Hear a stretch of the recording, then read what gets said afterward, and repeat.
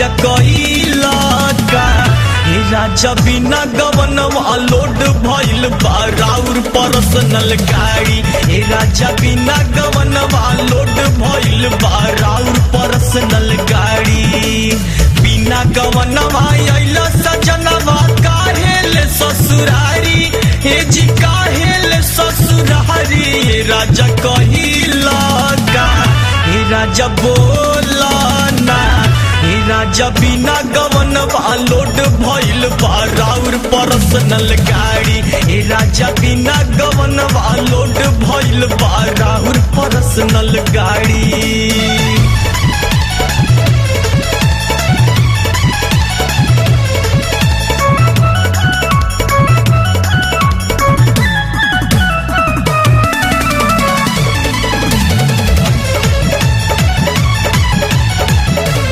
कैसे चोरी छुपे अइला कैला हमसे बड़ी यारी धके कमर कमानी दिहला लहंगा लसारी ये जी कैसे चोरी छुपे अइला कैला हमसे बड़ी यारी धके कमर कमानी दिहला लहंगा लसारी सैया सील हमरो कैला जो बनवा टाइट हे जी कैला जो बनवा टाइट हे राजा बोला ना हे राजा कैला का हे राजा बिना गवनवा लोड भइल बा राउर पर्सनल गाड़ी हे राजा बिना गवनवा लोड भइल बा राउर पर्सनल गाड़ी।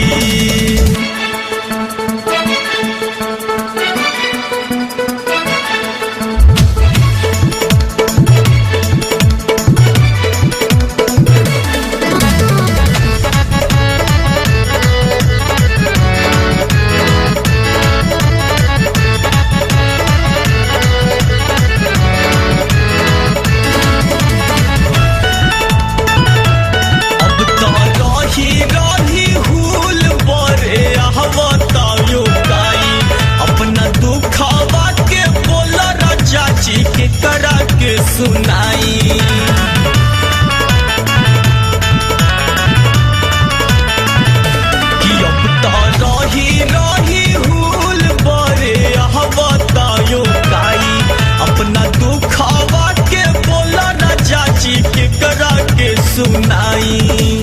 धैला नाही धीर अपन रॉकेट देला उड़ाई ए जी रॉकेट देला उड़ाई ये राजा कइला का हे राजा बोला ना हे राजा बिना गवनवा लोड तू कइला अपन पर्सनल गाड़ी हे राजा बिना गवनवा लोड भइल बा राउर पर्सनल गाड़ी।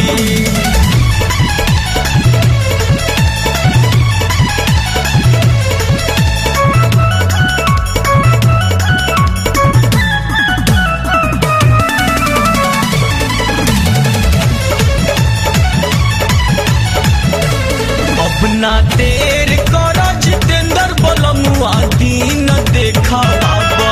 जल्दी देवरू संजीत जी के नैहर पेठा बाबा